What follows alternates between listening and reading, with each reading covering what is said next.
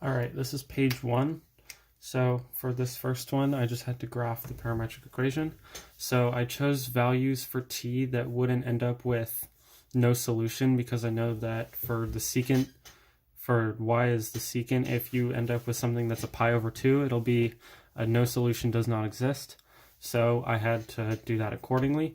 So I started just by plugging in t equals negative 2 pi over 3, and then I plugged in these values, and we ended up graphing. So it starts at the t value of negative 2 pi over 3 up here, and then you go down to the negative pi over 3 t value, and that goes down here.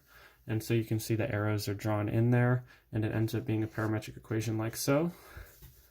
For the second one, I did much of the same. I plugged in negative 6, negative 3, 0, 3, and 6 as t values. I ended up with these x values and these y values. So if you start at negative 6, you end up at the point 3, negative 4.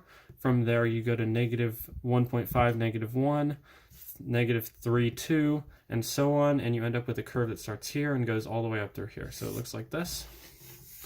Then for question number 3, you just had to figure out the conic that this was. So I started just by setting them equal after solving for t. So you know that y is already t, so t is solved for. And so I set x equals y squared over 4 because t is equal to y. So x equals t squared over 4 is the same as x equals y squared over 4.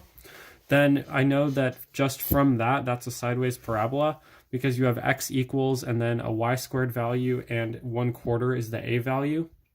So I just kind of expanded that here with x equals 1/4 times y minus 0 squared plus 0. So that would be your vertex is h comma k. So it's h here, k here. The vertex is 0, 0. And you know that because the a value is greater than 1, or is greater than 0, the sideways parabola is going to open right. So this is the equation. It's a sideways parabola that opens right, and the vertex is at 0, 0.